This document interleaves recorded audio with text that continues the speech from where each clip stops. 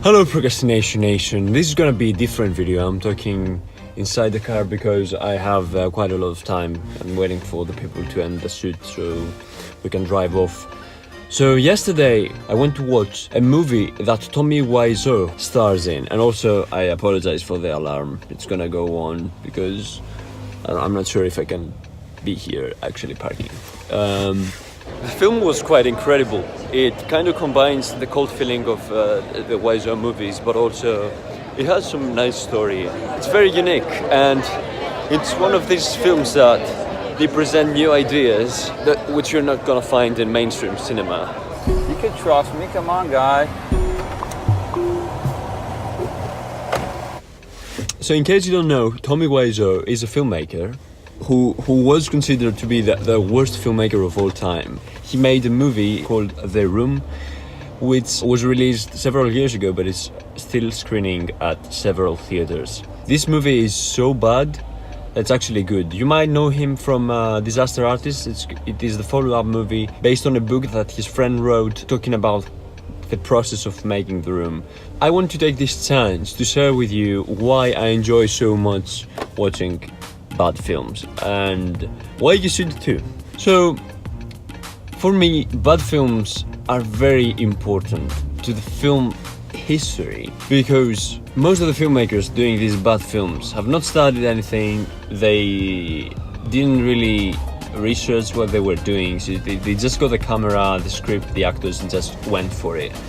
And this is something that you don't really see that much from people who have studied film or from people who supposedly do serious cinema. And what's good about this is that they don't take themselves seriously, and when they do, it's actually pretty funny. You may see so many new ideas that other people wouldn't really dare to approach. For example, this film that I saw is called Best Friend. It's this sort of weird drama talking about a friendship that has gone bad because of money. I mean, it is a common theme. However, the way it was approached and the way it was filmed, the whole thing just makes for a very unique film experience. It's not one of these movies that will change your life. Definitely not. Most of these bad films are not made for this reason. They have their own audience, and this audience is probably you and me who just want to have a good time while watching a movie. And also, as a filmmaker, I think watching great movies is great for its own reason because you get to study them and pick up from all these different techniques that were used. But also watching bad films as a filmmaker is super beneficial as well, because think about it this way. Now you know what you need to avoid. It wasn't her fault, Romero. Fuck you! It was all her fault! Let me just really quick talk about the experience for a minute, because I had the chance yesterday to meet Tommy Wiseau himself and Greg Sestero, the writer of the movie Best Friends and also the writer of the book Disaster Artist. These guys are touring the world currently, showcasing their new movie Best Friends and also just having a Q&A before the movie. And the cool thing about that is that the screenings do not take place on like huge theaters with so many people and stuff. No. Instead, for example, here in London, there is a cinema called Prince Charles, which only screens cult movies. And like literally, when we went to the theater, the people from the theater actually said that Tommy and Greg are gonna be downstairs, just hanging out around in the bar. If you wanna say hi, you can go. So I went and I said hi. Went downstairs to the bar. There he was with the same old clothes. This is a picture of us. And oh my god, the guy who took the picture didn't really know how to expose well. But anyway, I mean, I guess this photo is now part of history. I went to Tommy, and in my surprise, I expected basically Greg to be more like friendly, more open, like aware of the situation that Tommy is such a crazy man. But no, it was the opposite. I mean, Tommy was super friendly, super open, and Greg seemed sort of like he had, enough with life or something. I don't know why that was the case. Probably because he's tired of all these Q&As and everything, or maybe it's just how he is as a person. I don't know. So I went to Tommy and Greg. I introduced myself, said hi, we shook hands. I said that these guys have been an inspiration, because they have been an inspiration. We took the picture. I said that if they do a future project, I'd love to be part of it. And then Greg was like, yeah, sure. Or, you know, this thing that they say to get rid of you. But Tommy was like he said something like, okay, we'll do one in September or something like that. And I was like, okay, cool. And then no other information was exchanged. So I'm not really sure if he understood what I meant. But anyway, we went into the screening. The film opened with a Q&A of Tommy and Greg, and when they came into the theater, first thing they say is, hey, we got a surprise for you. And boom, we got a special trailer of the new movie that Tommy Wiseau is directing, called Shark. I'm not really sure if that's even published yet. I checked on IMDb and there's no really any clue of this new movie existing at all. But here we go. We saw this new trailer. It was very exciting. It actually looked pretty good. And I couldn't help but realize how beautifully this film was shot.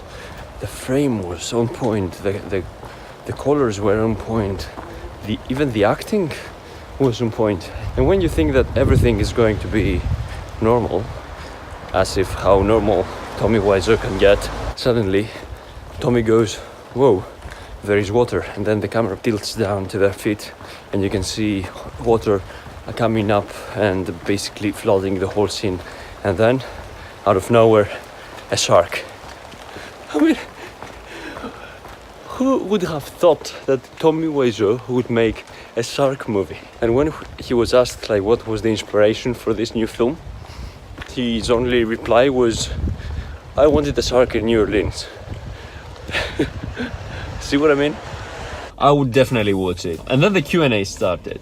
And this is what I don't really like about the whole situation with Wiseau and Cistero. I think that most of the people who go to his screenings, who see the movies and go to the Q&As, are people who just like to kind of make fun of Tommy, I'd say. It's like they go to the zoo and they see, oh, here's Tommy, so whatever. And I mean, okay, from one hand, Tommy just got what he wanted. He is now famous. But I mean, it's not like that, man. These guys have been through so much trouble and you are treating them as animals. This is something that I really don't enjoy. Then, yeah, I'm not being pulled over right now, so it's good. Yeah, for example, one of the questions on the Q&A was, what conditioner do you use for your hair? I mean, seriously, you can ask so many other things, and I know that you want to be friendly and everything, but come on, what conditioner are you using on your hair? Tommy just replied saying, yeah, it's a secret, something like that. Greg was like, hotel conditioner. I asked the question on the Q&A. I want to know if after all of this success, if they are happy. And to my surprise, Tommy replied immediately saying that, yes, I am happy. How about you, Greg? And Greg goes like, yeah, this is only the beginning, he said. And this is what I love about these guys. And all of these people who pursue to make films with nothing. I mean, you'd expect that after the success of The Room, Disaster Artist, and now Best Friends, these guys could very easily just lay back and watch the profits come in. But no, instead they keep doing it and they want to make more stuff, more films. And this is something that I respect a lot. What a story, Mark. And I will go back a bit saying that, yeah, Tommy Wiseau and Greg Sestero, if you don't know their story, Google it. I've seen this film so many times. The Room, I mean.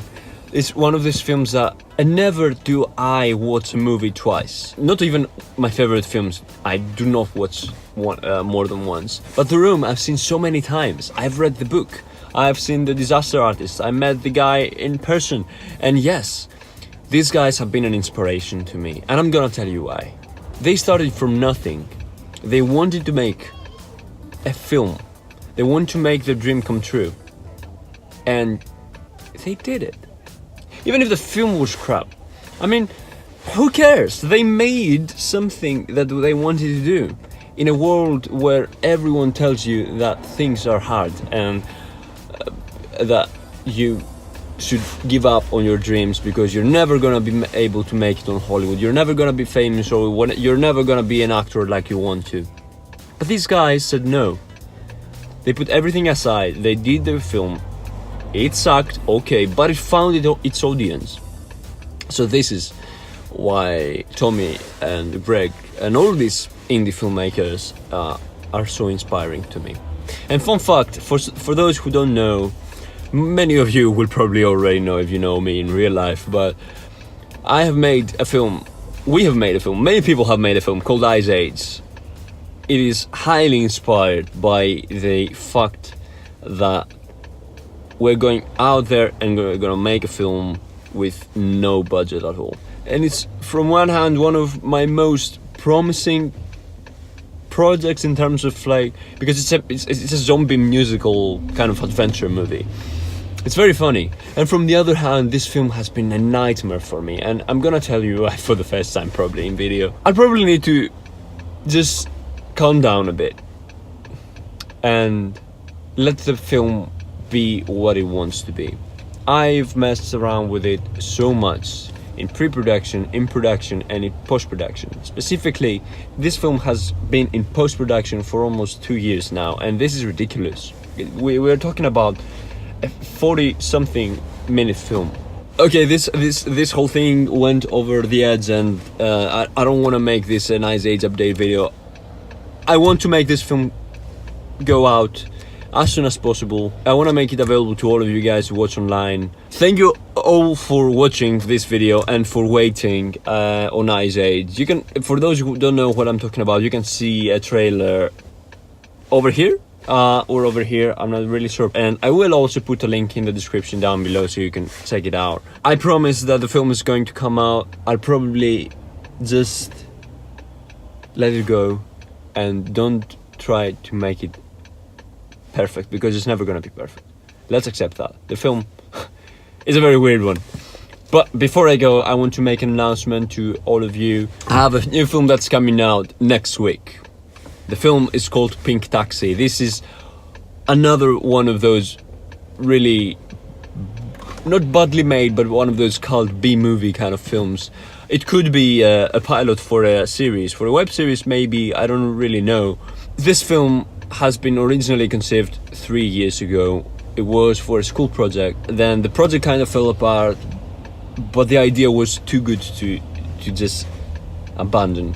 So 2 days before I moved to London, we made this film, we shot this film, and I finished it while I was here.